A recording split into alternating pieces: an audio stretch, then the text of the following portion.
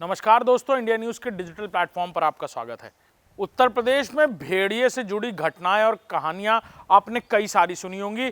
बीते कुछ दिन पहले भेड़िए के आतंक से हर कोई खौफजदा था। खासतौर पर उत्तर प्रदेश के बहराइच, सीतापुर और इस पूरे इलाके में भेड़िए ने कई सारे बच्चों को अपना शिकार बनाया था।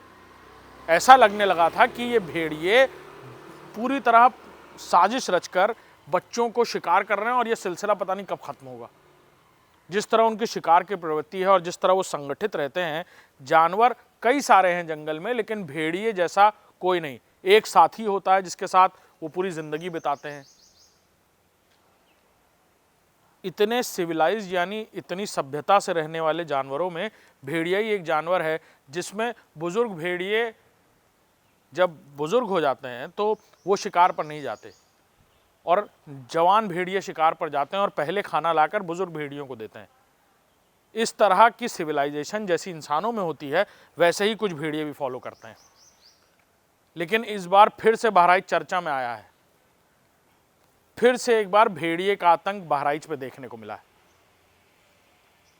भेड़िए ने गांव में सो रही, बहराइच के ही थाना क्षेत्र में सो रही एक महिला जो अपने बच्चे के साथ सो रही थी, उसके बच्चे पर अटैक किया रात में। बीती रात हुई इस अटैक में बच्चा गंभीर रूप से घायल हुआ है। हालांकि महिला ने जब शोर मचाया तो भेड़िया वहां से भाग खड़ा हुआ। लेकिन ऐसा नहीं हो सकता कि भेड़िए ने अकेले अटैक किया हो। भेड़िए हमेशा से झुंड में अटैक करते हैं। इससे पहले भी ये देखने को मिला था कि भेड़िए ने जब बहराइच में कई एक घटनाओं को अंजाम दिया तो सिर्फ एक भेड़िया घटना पर मौजूद नहीं था। तकरीबन 6 से 7 भेड़िए थे जो अलग अलग जगहों पर घटनाओं को अंजाम देते थे। वहीं एक बड़ी बात यह भी कि जब इन भेड़िए को किसी इंसान का खून लग जाता है मुंह में, तो पूरी तरह से ये उस खून पर निर्भर हो जाते हैं। यानी इंसानी मांस और इंसानी खून पर पूरी तरह निर्भर हो जाते हैं। लिहाजा इस तरह की घटनाएं बढ़ जाती हैं, जैसा कि बीते दिनों देखने को मिला था। और अब दोबारा किसी भेड़िए ने बच्चे को शिकार बनाने की कोशिश की है और उसके मुंह में लगा हुआ खून अब उसे आगे और भी घटनाओं के लिए प्रेरित कर सकता है। लिहाजा वन विभाग की तरफ से बहुत ज़्यादा एहतियात बरती जा रही है और अब नए भेड़िए, यानी ये जो पुराने भेड़िए थे जिनमें 6 से 7 भेड़ियों को एक के बाद एक ट्रैंकुलाइज किया गया, जालों में पकड़ा गया, उन्हें तो पकड़ लिया गया था और उन्हें चिड़ियाघर में रखा गया है। और अक्सर तस्वीरें आती रहती हैं कैसे वो तड़पते हैं भेड़िए बाहर निकलने के लिए। लेकिन अब ये नए भेड़िए कौन हैं जिन्होंने फिर से इन घटनाओं को अंजाम देना शुरू कर दिया है, जिन्हें उस वक्त ट्रैक नहीं किया जा सका था।